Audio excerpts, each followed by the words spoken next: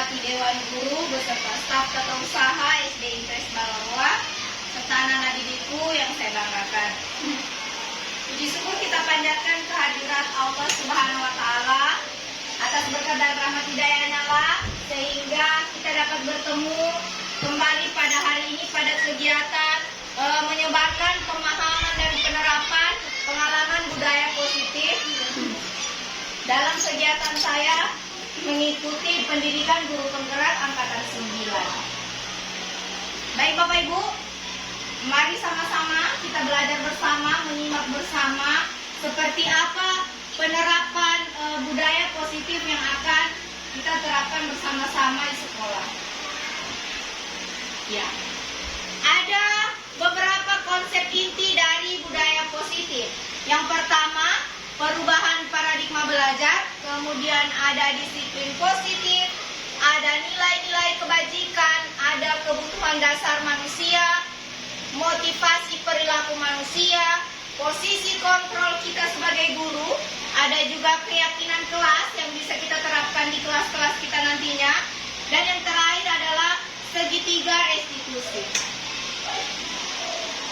Ya, perubahan paradigma belajar. Pembelajaran paradigma baru merupakan pembelajaran yang dirancang dengan menggunakan prinsip pembelajaran berdiferensiasi, sehingga para peserta didik belajar sesuai kebutuhannya berdasarkan tahap perkembangan sesuai teori psikologi modern untuk mewujudkan profil pelajar Pancasila. Jadi kita sama-sama memahami bahwa saat ini kita sedang berada di kurikulum merdeka dengan penerapan profil pelajar Pancasila, yaitu beriman bertakwa kepada Tuhan Yang Maha Esa, mandiri, bernalar kritis, kreatif, bergotong royong, dan berkebinekaan global. Ya, ada beberapa miskonsepsi tentang teori kontrol kita sebagai guru. Ada namanya ilusi mengontrol murid. Jadi pada dasarnya kita tidak dapat memaksa murid untuk berbuat sesuatu jika murid tersebut memilih untuk tidak melakukannya. Jadi ini miskonsepsi bahwa kita menurut pandangannya kita sebagai guru kita bisa mengontrol perilaku murid, padahal sebenarnya tidak. Mereka bisa saja tidak mengikuti apa yang kita perintahkan. Kemudian ada namanya ilusi bahwa semua penguatan positif itu efektif dan bermanfaat. Padahal sebenarnya dalam jangka waktu tertentu kemungkinan murid akan menyadarinya dan mencoba untuk menolak atau biasa menjadi tergantung pada pendapat sang guru. Jadi akan membuat murid kita merasa kurang percaya diri, jadi bergantung dengan pendapat kita sebagai guru. Kemudian ada namanya ilusi bahwa kritik dan membuat orang merasa bersalah dapat menguatkan karakter. Padahal sebenarnya menggunakan kritik dan rasa bersalah untuk mengontrol murid itu menuju pada identitas gagal. Maksudnya kalau kita selalu mengkritik atau membuat merasa bersalah pada anak didik kita akan membuat mereka minder atau tidak percaya diri, atau mereka merasa bahwa diri mereka itu berkekurangan. Kemudian ada ilusi bahwa orang dewasa memiliki hak untuk memaksa. Padahal sebenarnya perilaku memaksa itu tidak akan efektif untuk jangka waktu yang panjang. Dan sebuah hubungan permusuhan akan terbentuk. Hubungan permusuhan maksudnya anak-anak didik kita nantinya kalau kita terus memaksakan kehendak kita kepada mereka, mereka akan tidak menyenangi kita lagi. Baik Bapak Ibu, kita lanjut. Nah, sekarang ada namanya disiplin positif. Kata disiplin juga sering dihubungkan dengan hukuman. Padahal itu sungguh berbeda. Karena belajar tentang disiplin positif tidak harus dengan memberikan hukuman. Justru itu adalah salah satu alternatif terakhir dan kalau perlu tidak digunakan sama sekali. Jadi sebisa mungkin kita menghindari yang namanya menghukum anak-anak. sebisa mungkin dihindari untuk anak didik kita. Disiplin yang perlu ditanamkan dalam diri murid adalah disiplin diri yang memiliki motivasi internal. Dengan kata lain, seseorang yang memiliki disiplin diri berarti mereka bisa bertanggung jawab terhadap apa yang dilakukannya, karena mereka mendasarkan tindakan mereka pada nilai-nilai kebajikan universal. Jadi tanamkan pada diri anak didik kita itu tentang disiplin diri.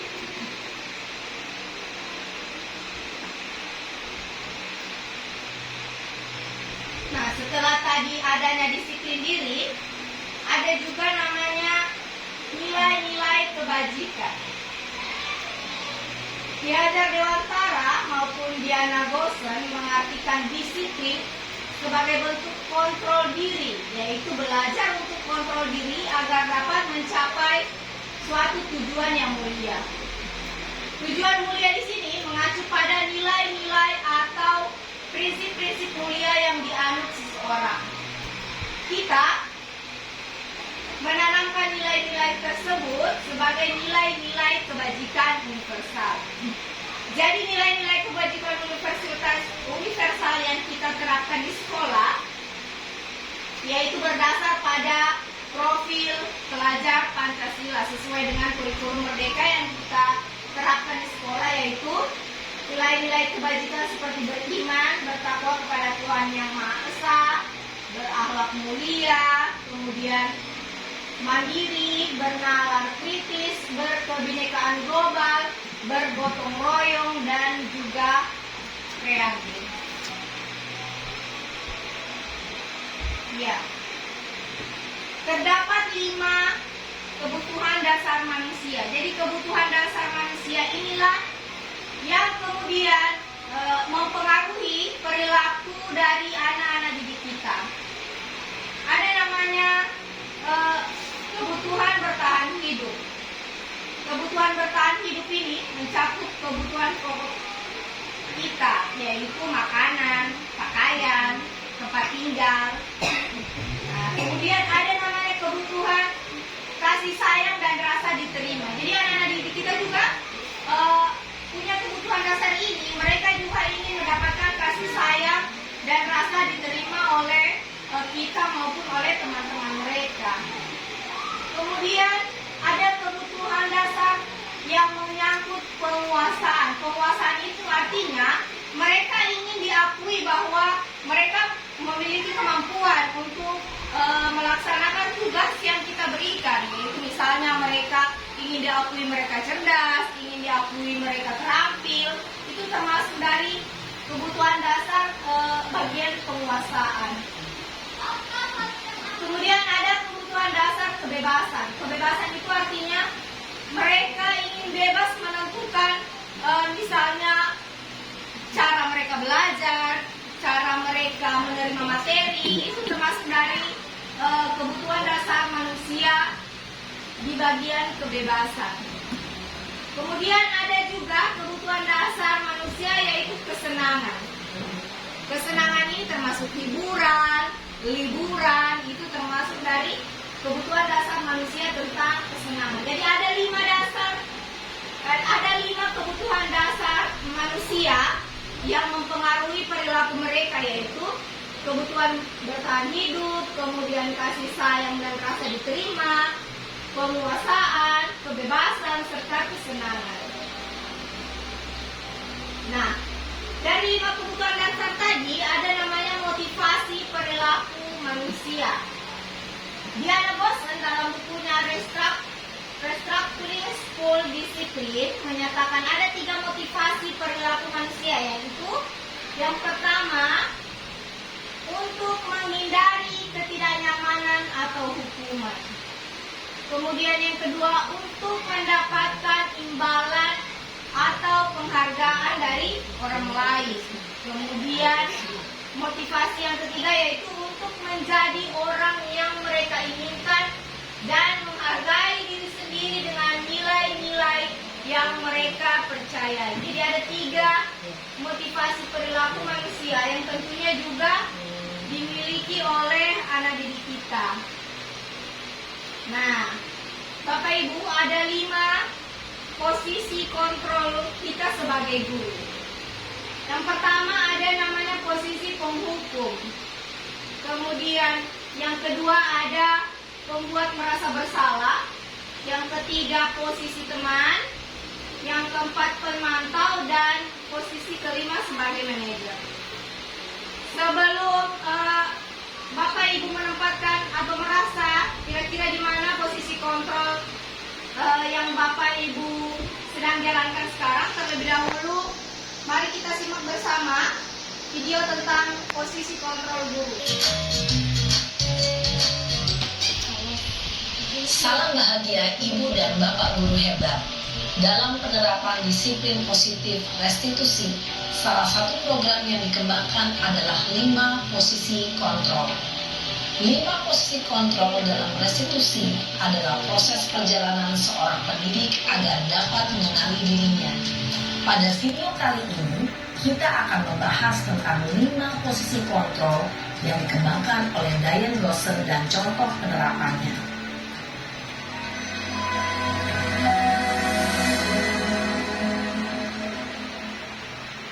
5 posisi kontrol itu adalah 1. Posisi penghukum. 2. Posisi pembuat merasa bersalah. 3. Posisi teman. 4. Posisi pemantau atau monitor. Dan 5. Posisi manajer. Untuk lebih memahami kelima posisi tersebut, mari kita saksikan kasus Naren yang terlambat hadir 20 menit di sekolah dan melihat bagaimana kelima posisi kontrol dalam menghadapi masalah tersebut.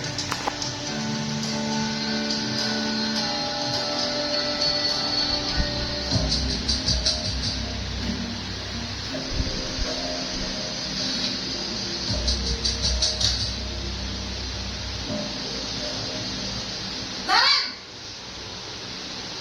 Sini kamu! Selamat pagi Bu, di sini bukan Dayan. Selalu terlambat. Ada yang namanya Dayan. Kamu deh, pasti terlambat. Maaf Bu, saya Apa? Apa coba? Alasan kamu apa lagi? Kapan sih kamu tidak terlambat? Malas sekali ya kamu jadi anak. saya Dasar pemalas. Dayan. Gak kapok-kapok sih kamu. Sudah berapa kali terlambat? Sana, Bu Leli. kamu keliling lapangan basket 2 kali. Kenapa saya harus keliling lapangan basket Bu? Kenapa? Kamu melawan ibu. Berani-beraninya jawab. Sudah terlambat, masih berani jawab pula. Sekarang, keliling lapangan basket 5 kali sekalian. Biar kapok. Cepat. Pergi sana ke lapangan basket. Posisi penghukum biasanya berbicara dengan nada tinggi, menghardik, menunjuk-nunjuk, menyakiti, dan menyindir. Hukuman bisa berupa fisik maupun psikis. Ibu dan Bapak guru hebat, dampak yang terjadi pada murid ketika guru berada pada posisi penghukum adalah murid cenderung akan memberontak, bahkan menyimpan dendam.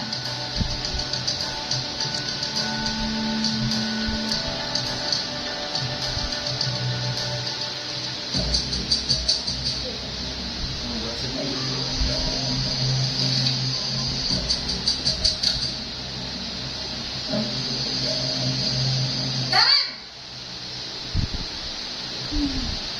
Dayan. Selamat pagi Bu. Naren.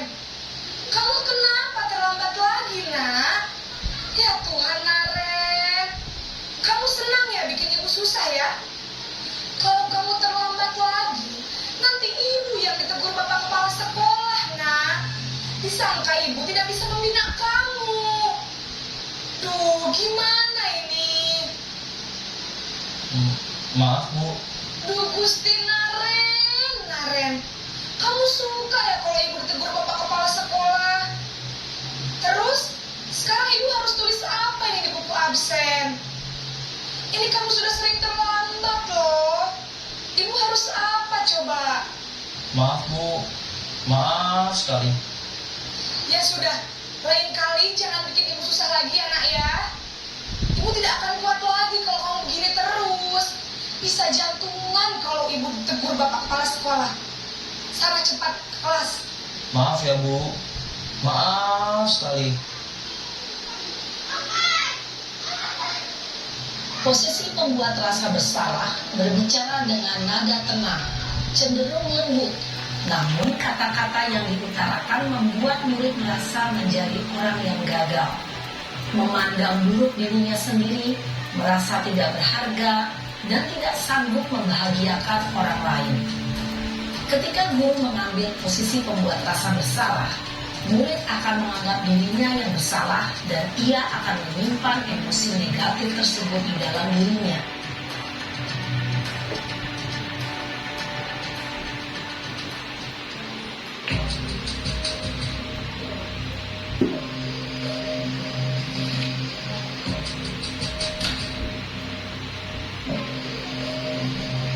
Naren!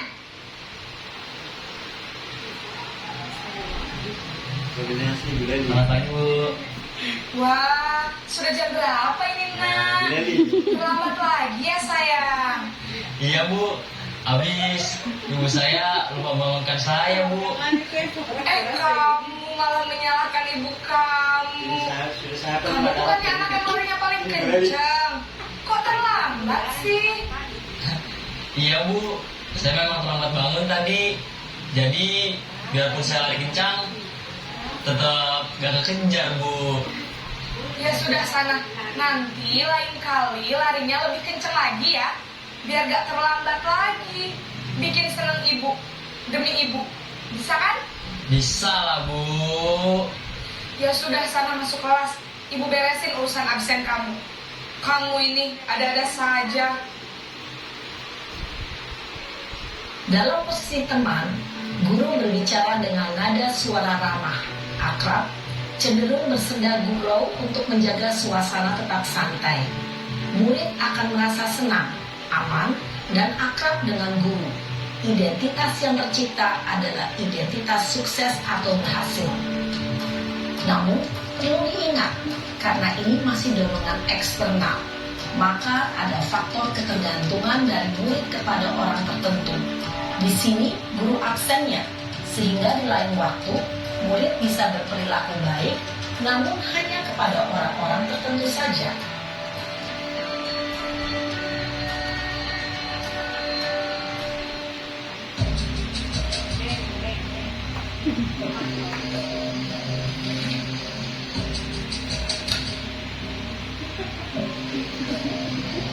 Naren!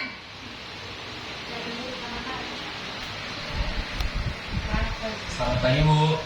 Naren, apa peraturan sekolah kita tentang jam berapa kita harus masuk sekolah, nak? Kita harus di sekolah jam 7 Bu. Iya betul, sekarang sudah jam 7.20. Naren sudah tahu konsekuensinya jika terlambat hadir. Paham Bu, saya harus tinggal kelas pas jam istirahat selama 20 menit. Iya benar, konsekuensinya demikian. Jadi nanti jam 9.30 pas istirahat, kamu harus tinggal di kelas, kerjakan tugas tambahan untuk ketertinggalan kamu, ya? Baik Bu. Posisi pemantau mengandalkan penghitungan atau data untuk mengontrol murid. Guru mengarahkan murid berdasarkan peraturan dan konsekuensi. Seorang pemantau menunjukkan bahasa tubuh dan ekspresi wajah yang datar dan cenderung formal.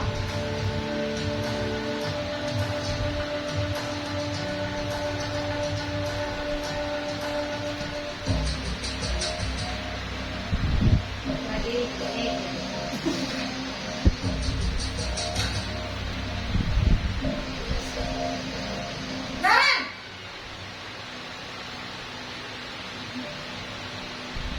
Selamat pagi Bu. Selamat pagi Naren. Maaf Bu, saya terlambat. Iya, sekolah masuknya jam 7, sekarang sudah jam 7.20. Jadi sekarang bagaimana ini Naren? Maaf Bu, saya lupa setel alarm saya semalam. Baiklah, menurut kamu, keyakinan sekolah yang mana yang perlu kamu tingkatkan? Menghargai diri sendiri dan orang lain mungkin ya Bu. Setuju. Jadi, apakah Naren meyakini prinsip saling menghormati tersebut? Iya Bu, saya meyakininya. Apakah Naren bersedia memperbaiki masalah keterlambatan ini? Bersedia Bu. Bagaimana kamu akan perbaiki masalah keterlambatan ini? Saya akan coba untuk tidak lupa menyetel alarm saya Bu. Baik, kalau Naren lupa menyetel alarm di rumah, ada orang yang kira-kira bisa bantu mengingatkan tidak? Ada Bu, kakak saya, Kak Emma. Ada lagi selain Kak Emma? Selain Kak Emma, ada ibu saya. Baik, jadi yang mengingatkan Naren adalah Kak Emma dan ibu kamu ya? Kira-kira akan mulai setel alarm kapan nih Naren? Setelah pulang sekolah, akan segera saya lakukan. Baik, jadi Naren akan setel alarm untuk bangun besok pagi dan akan diingatkan oleh kakak dan ibunda Naren ya. Ada lagi yang mungkin perlu dilakukan Naren agar tidak terlambat bangun lagi? Tidak ada Bu. Baik Naren, terima kasih untuk kerjasama kamu. Sekarang kamu perlu kembali ke kelas untuk belajar. Baik Bu, terima kasih. Posisi manajer adalah posisi kontrol yang disarankan untuk membimbing murid memiliki sikap disiplin yang positif, yaitu murid yang mandiri, bertanggung jawab, dan dapat memecahkan masalah. Tujuan dari posisi ini adalah agar murid dapat berefleksi atas tindakannya. Guru akan dengan tulus memberikan pertanyaan-pertanyaan bermakna, sehingga membuat murid dapat belajar dari kesalahannya dan mencari sebuah solusi untuk menyelesaikannya. Ibu dan bapak guru hebat, setelah mengamati adegan kelima posisi kontrol tadi, kira-kira posisi mana yang paling ideal? Posisi mana yang dapat menunjang motivasi intrinsik murid? Ya, tentu posisi manajer. Posisi ini memang posisi ideal yang ingin dituju setiap pendidik. Pada posisi inilah, guru dapat menerapkan disiplin positif yang berpihak pada murid, yang memerdekakan murid. Perjalanan seorang pendidik tentunya tidak mudah untuk sampai pada posisi seorang manajer. Namun, tujuan kita pasti, yaitu menciptakan murid-murid yang mandiri, merdeka, dan bertanggung jawab. Semoga penggambaran 5 posisi kontrol yang telah diperlihatkan ini dapat menjadi ajang refleksi bagi kita semua, agar dapat terus mengasah dan menerapkan disiplin positif yang memerdekakan murid. Mari terus berlatih dan bersemangat. Selamat menerapkan. Salam dan bahagia, Ibu dan Bapak Guru hebat.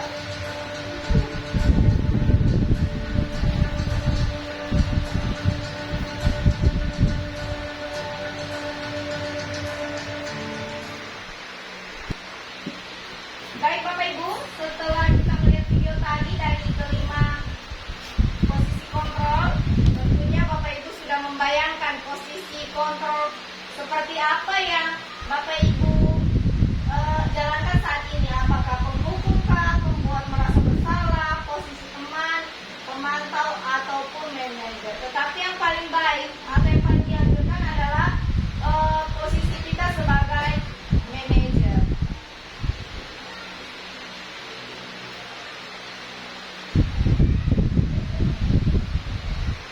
Keyakinan kelas. Jadi ada beberapa prosedur pembentukan keyakinan kelas. Yang pertama, mempersiapkan murid-murid di kelas untuk bercurah pendapat tentang peraturan yang perlu disepakati di kelas. Kemudian mencatat semua masukan-masukan pada murid atau warga sekolah di papan tulis atau di kertas besar. Kemudian susunlah keyakinan kelas sesuai prosedur pembentukan keyakinan kelas. Kemudian tinjau kembali daftar curah pendapat yang sudah dicatat. Anda mungkin akan mendapati bahwa pernyataan yang tertulis di sana masih banyak yang berupa peraturan-peraturan. Jadi berbeda antara peraturan kelas dan juga keyakinan kelas. Kemudian setelah keyakinan sekolah atau kelas selesai dibuat, maka semua warga kelas dipersilakan meninjau kembali dan menyetujui dengan menandatangani keyakinan kelas tersebut termasuk guru dan semua warga ataupun murid. Kemudian keyakinan kelas selanjutnya bisa diletakkan di dinding kelas atau di tempat yang mudah dilihat semua warga kelas. Jadi di kelas saya sudah menerapkan keyakinan kelas, sudah saya bentuk berdasarkan hasil dari curah pendapat dari anak-anak didik saya. Dengan harapan Bapak Ibu sekalian juga bisa menerapkan keyakinan kelas ini di kelas Bapak Ibu nantinya. Kita masuk pada segitiga restitusi. Jadi restitusi merupakan proses kolaboratif yang mengajarkan murid untuk mencari solusi untuk masalah mereka dan membantu murid berpikir tentang orang seperti apa yang mereka inginkan dan bagaimana mereka harus memperlakukan orang lain. Dari ada 3 tahapan untuk segitiga restitusi ini. Yang pertama adalah menstabilkan identitas. Jadi di bagian ini dia mengubah identitas anak dari identitas gagal menjadi identitas sukses dengan cara mengatakan kalimat-kalimat ini. Berbuat salah itu tidak apa-apa. Kemudian ada juga yang menyatakan bahwa bapak atau ibu guru tidak tertarik mencari siapa yang salah, siapa yang benar, tapi bapak ibu ingin mencari solusi dari permasalahan ini. Kemudian yang kedua yaitu validasi tindakan yang salah. Setiap tindakan kita dilakukan dengan suatu tujuan yaitu memenuhi kebutuhan dasar. Jadi ada tadi 5 kebutuhan dasar manusia yang sama-sama telah kita pelajari. Nah, untuk menstabilkan, untuk validasi tindakan yang salah ini, biasanya guru akan mengatakan kalimat-kalimat seperti ini. Kamu pasti sudah punya alasan mengapa melakukan hal itu. Kemudian yang ketiga, ada di tahap menanyakan keyakinan. Jadi di tahap ini mengumpulkan keyakinan anak dengan keyakinan kelas dengan cara mengatakan kalimat-kalimat seperti ini. Apa yang kita percayai sebagai keyakinan kelas kita. Jadi di 3 tahap segitiga restitusi ini yang nantinya dengan harapan bahwa anak-anak didik kita akan menemukan solusi dari permasalahannya. Saya sudah menerapkan segitiga restitusi ini kepada anak didik saya ya, ada Halifah. Pernah kita bersama-sama menerapkan segitiga restitusi. Dan hasilnya alhamdulillah termotivasi anak untuk memperbaiki kesalahan-kesalahan yang sudah pernah dilaksanakan oleh murid. Baik Bapak Ibu, untuk memperdalam pemahaman kita tentang segitiga restitusi ini, mari bersama-sama kita menyaksikan kembali sebuah video tentang segitiga restitusi.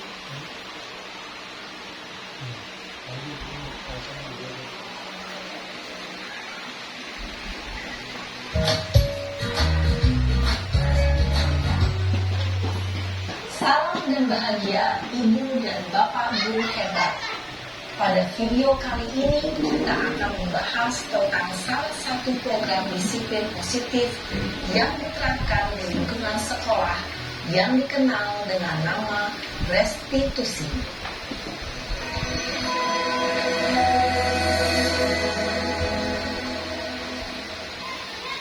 Restitusi dikembangkan oleh pakar pendidikan Diane Dawson, berlandaskan pada teori kontrol Dr. William Glasser. Segitiga restitusi adalah suatu proses dialog yang dijalankan oleh guru atau orang tua agar dapat menghasilkan murid yang mandiri dan bertanggung jawab. Pada saat guru di posisi manajer, aspek yang dikembangkan pada murid adalah motivasi intrinsik, sehingga penanaman nilai-nilai kebajikan dapat tumbuh dan berkembang menjadi suatu kebiasaan positif yang akhirnya membentuk karakter murid. Proses dialog ini terdiri dari 3 langkah yang digambarkan pada ketiga sisi pada segitiga restitusi. Sisi pertama adalah menstabilkan identitas. Sisi yang kedua adalah validasi tindakan yang salah. Dan sisi yang ketiga adalah menanyakan keyakinan. Ibu dan Bapak Guru, berikut ini akan ditunjukkan bagaimana seorang guru berada dalam posisi manajer menggunakan penerapan segitiga restitusi.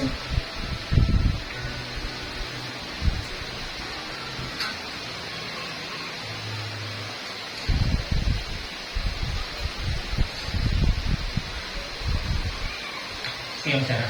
Iya, Pak. Sudah lama nggak ketemu Sarah? Kenapa hari ini ada di sini? Kesel, Pak. Kesel banget. Masa aku dikatain tukang fitnah, Pak? Ya aku marah lah. Aku balik ngatain Eka di depan kelas. Kesel banget. Oh begitu. Ya pasti kamu marah dan kesal. Bapak juga akan marah apabila ada yang menuduh Bapak seperti itu. Kemudian pada saat itu kamu mau melakukan apa? Ya saya langsung ngatain Eka lah, Pak. Kesel banget. Saya bentak-bentak dia depan teman-teman lain. Oh begitu. Pasti kamu melakukan seperti itu karena suatu alasan tertentu kan? Iyalah, masa saya diam saja, Pak? Ya saya bela diri lah. Masa saya dituduh tukang fitnah? Ya wajar lah. Mempertahankan harga diri itu sesuatu yang penting buat kamu. Untung kamu tidak bertindak lebih gegabah lagi. Hanya membentak-bentak. Iya, Pak. Untung saya masih bersabar dan hanya membentak saja. Udah gemes padahal. Saya pasti bela diri lah. Ya pasti ya. Tapi kamu memilih untuk tetap bertahan dan bersabar. Kamu memilih untuk tidak berbuat lebih parah lagi kan? Iya. Nah, sekarang coba kita lihat lagi tindakan kamu yang bentak-bentak Eka di kelas. Tindakan kamu itu kira-kira sesuai dengan keyakinan kelas atau prinsip kamu tidak? Enggak lah, Pak. Capek, Pak, jadi pemarah. Jadi keyakinan atau prinsip mana yang kurang sesuai dengan keinginan kamu? Ya, saya sebenarnya sangat menghargai orang lain. Mungkin saat itu saya menjadi emosi, jadi tidak menunjukkan sikap itu. Kamu meyakini tidak? Menghargai orang lain itu penting buat kamu. Yakinlah, Pak. Iya, setuju. Kita harus saling menghargai. Namun, ada juga keyakinan yang kita sepakati yang perlu kita jalankan apabila kita sedang marah, bukan? Ya, saya bisa lebih proaktif, mulai dengan diri sendiri. Saya bisa jadi lebih sabar, mengambil waktu jeda untuk berpikir mau apa selanjutnya. Kira-kira kamu bersedia memperbaiki masalah ini tidak? Bersedia, Pak. Kalau kamu memperbaiki masalah ini, kamu akan menjadi orang seperti apa? Saya akan menjadi orang yang bertanggung jawab kali ya, Pak. Dan senantiasa proaktif. Iya. Menurut kamu, bagaimana rasanya menjadi orang seperti itu? Ya nyaman lah, bangga bisa bersabar dan menahan diri. Baiklah kalau begitu. Yuk kita pikirkan bagaimana memperbaiki masalah ini.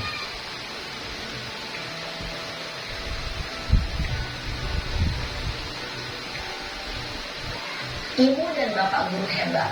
Baru saja kita menyaksikan contoh bagaimana seorang guru berada dalam posisi manajer menggunakan penerapan segitiga restitusi. Mari kita bahas satu persatu. Pada sisi pertama, menstabilkan identitas berdasarkan pada prinsip bahwa membuat kesalahan adalah bagian dari proses pembelajaran. Sisi pertama dari segitiga ini berperan menggeser identitas murid dari identitas gagal ke identitas sukses. Murid yang sedang bertingkah laku yang tidak pantas atau menarik diri saat itu sedang mengalami identitas gagal. Bila kita mengkritiknya, maka posisinya tidak akan berubah. Kita bisa mengajukan pernyataan-pernyataan ini. 1. Membuat kesalahan sesuatu yang wajar. 2. Manusia tidak ada yang sempurna. 3. Kita bisa memperbaiki masalah ini. 4. Saya tidak menanyakan kesalahannya. Saya lebih fokus bagaimana memperbaiki masalah ini. 5. Apakah saat ini kamu tengah menjadi orang yang baik untuk dirimu sendiri? Pada sisi kedua, validasi tindakan yang salah berlandaskan pada prinsip bahwa setiap perilaku berupaya memenuhi suatu kebutuhan tertentu. Guru yang telah memahami teknik kontrol akan bergeser dari pemikiran stimulus respon menjadi proaktif dan mencoba untuk mengenali tujuan dari perilaku murid, mengenali dan mengakui kebutuhan murid ini dapat memperbaiki hubungan dengan murid tersebut. Pernyataan atau pertanyaan bisa disampaikan dengan nada suara tidak menghakimi atau memojokkan, sehingga dapat mengembalikan murid pada posisi positif. 1. Kamu bisa saja bertindak lebih gegabah lagi dari ini. 2. Kamu bukan melakukannya tanpa suatu alasan tertentu. 3. Kamu melakukannya karena mempertahankan sesuatu yang penting bagimu. 4. Mungkin kamu bisa mempelajari suatu perilaku baru yang lebih efektif. Bersediakah kamu mempelajarinya? Selanjutnya, kita akan simak sisi terakhir, yaitu menanyakan keyakinan. Teori kontrol menyatakan bahwa pada dasarnya kita termotivasi secara intrinsik. Pada saat perilaku yang salah telah divalidasi dan identitas sukses telah stabil, maka murid telah siap mengaitkan keyakinan-keyakinannya dengan tindakannya yang salah, dan pemikirannya telah bergeser ingin menjadi orang yang dituju. Pertanyaan-pertanyaan ini dapat mengaitkan keyakinan-keyakinan yang dianut murid. 1. Sebagai keluarga atau kelas, apa yang kita yakini? 2. Nilai-nilai apa yang telah kita sepakati? 3. Seperti apa gambaran sebuah kelas yang ideal bagi kami? 4. Kamu ingin menjadi orang seperti apa?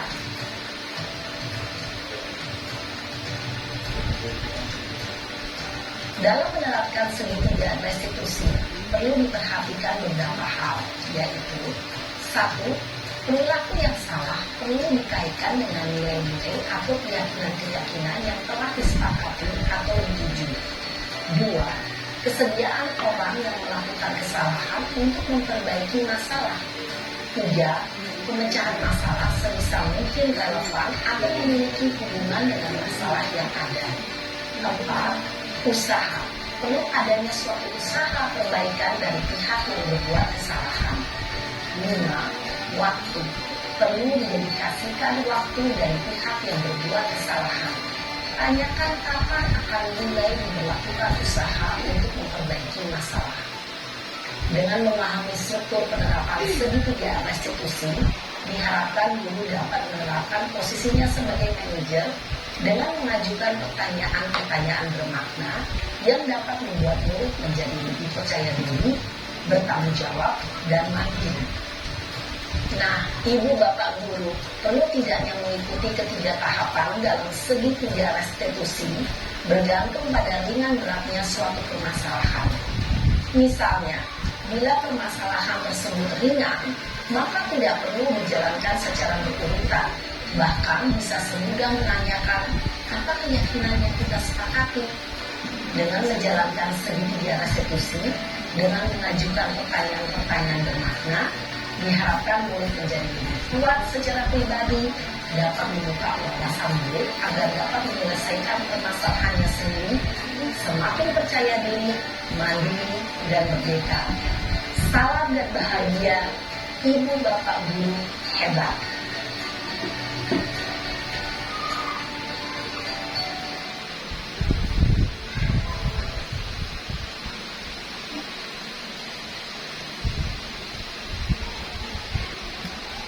Ya baik Bapak Ibu, setelah sama-sama kita menyimak video tadi tentang bagaimana kita menerapkan segitiga restitusi, ya saya telah menerapkan segitiga restitusi ini pada murid saya. Ada beberapa murid saya yang sudah saya terapkan segitiga restitusi ketika mereka membuat sebuah masalah. Jadi dengan harapan setelah Bapak Ibu memahami tentang bagaimana segitiga restitusi ini, saya berharap Bapak Ibu bisa menerapkannya pada murid Bapak Ibu ketika mendapatkan masalah.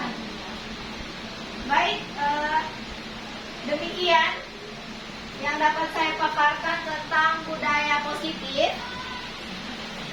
Lebih dan kurangnya saya mohon maaf. Saya hanya berharap bahwa kedepannya kita sebagai guru di SD Impres Balarwa ini dapat berkolaborasi, tentunya bekerja sama untuk menerapkan budaya-budaya positif kita di sekolah ini. Demikian Bapak Ibu, terima kasih atas waktu dan kesempatannya yang diberikan kepada saya. Semangat, salam guru penggerak, tergerak, bergerak, dan menggerakkan. Billahi taufiq wal hidayah. Assalamualaikum warahmatullahi wabarakatuh.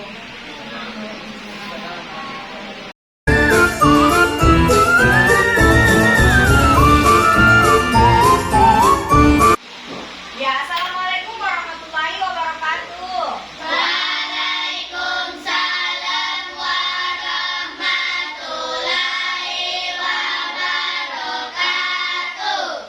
Ya, baik anak-anakku sekalian, hari ini kita akan membuat keyakinan kelas kita. Nah, seperti yang dijelaskan kemarin, apa itu keyakinan kelas? Yaitu kita akan menjalankan. Nah, sekarang sebelum kita melaksanakan keyakinan kelas itu, kita terlebih dahulu menyusunnya. Nah, sekarang perhatikan Ibu. Nah, di sini ada beberapa pembentukan keyakinan kelas. Yang pertama, keyakinan kelas itu bersifat lebih abstrak daripada peraturan yang lebih rinci dan konkret. Kemudian, keyakinan kelas berupa pernyataan-pernyataan yang universal. Kemudian, pernyataan keyakinan kelas senantiasa dibuat dalam bentuk positif. Kemudian, keyakinan kelas hendaknya tidak terlalu banyak sehingga mudah diingat dan dipahami oleh semua warga kelas. Kemudian juga keyakinan kelas sebaiknya sesuatu yang dapat diterapkan di lingkungan tersebut. Dan yang terakhir, semua warga kelas hendaknya ikut berkontribusi. Nah, coba lihat. Untuk keyakinan kelas kita, yang pertama itu mempersilakan warga sekolah atau murid-murid di sekolah untuk memberikan pendapat tentang peraturan yang perlu disepakati di sekolah. Kemudian mencatat semua masukan-masukannya. Kemudian kita susun. Nah, kita nanti akan menyusun keyakinan kelasnya nanti. Nah, coba lihat ini. Ada kata-kata untuk keyakinan kelas. Contohnya apa? Berjalan di Kelas. terus apa lagi? Mendengarkan Guru apa? Nah, sekarang Ibu mau minta pendapat dan saran kalian tentang keyakinan kelas yang akan kita buat. Apa saja misalnya? Saling menghormati. Saling menghormati, apa lagi? Saling membantu. Tentang tepat waktu. Saling menjaga. Saling menyayangi. Jangan salah serangan. Tidak membersihkan boleh, tidak membuang sampah juga boleh. Nah, sekarang Ibu akan membagikan kalian kertas ini. Kalian boleh tulis di sini saran kalian tentang keyakinan kelas yang akan kita buat, ya. Ayo Halifah, bantu Ibu membagikan kertas. Ayo nak, bagikan ke temannya kertas. Ya, silakan kalian memberikan saran kalian atau menuliskan saran kalian di kertas itu tentang apa-apa saja keyakinan kelas yang nantinya akan kita terapkan di kelas kita.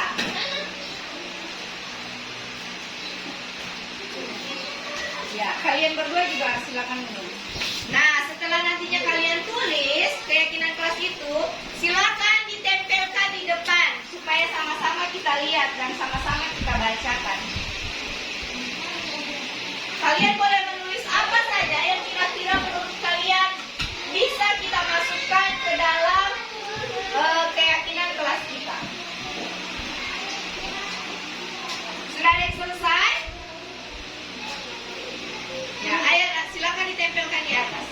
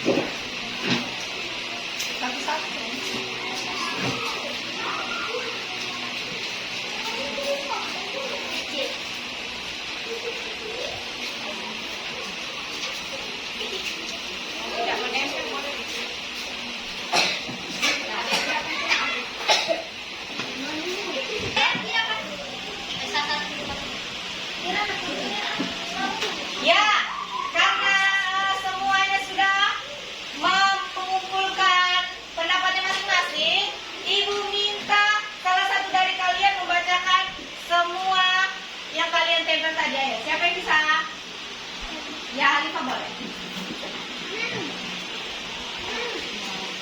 Ya, kita simak sama-sama. Menjaga kebersihan, berdoa sebelum dan sesudah kegiatan, disiplin, bertanggung jawab, mengerjakan tugas tepat waktu, saling menghargai, menjaga kebersihan dan keindahan kelas, saling menghargai, tidak membuang sampah sembarangan, saling menyayangi, berpakaian rapi sepanjang hari. Ya, terima kasih. Nah, sekarang setelah tadi pendapat kalian yang sudah kalian paparkan di atas, kita kelompokkan, kita satukan yang pendapatnya sama, kita satukan ya. Kita lihat. Menjaga kebersihan boleh. Ada juga teman kalian mengatakan menjaga kebersihan dan keindahan kelas. Jadi kita sepakat menjaga kebersihan dan keindahan kelas saja ya. Nah, kemudian ada juga berdoa sebelum dan sesudah kegiatan, boleh? Boleh. Nah, kita ambil itu. Kemudian kalau membuang sampah sembarangan itu termasuk kebersihan tidak? Tidak. Kebersihan ya, menjaga kebersihan berarti kita tak usah pakai membuangnya, kita gabung tadi di menjaga kebersihan dan keindahan. Ya, kemudian saling menghormati, saling menghargai disatukan. Jadi saling menghargai dan menghormati. Kemudian mengerjakan tugas tepat waktu, boleh tidak? Boleh. Ya. Kemudian berpakaian rapi sepanjang hari. Nah, kemudian ada juga disiplin. Jadi yang pertama disiplin dan bertanggung jawab. Kemudian yang kedua menjaga kebersihan dan keindahan kelas. Yang ketiga berdoa sebelum dan sesudah kegiatan. Yang keempat mengerjakan tugas tepat waktu. Dan yang kelima berpakaian rapi sepanjang hari.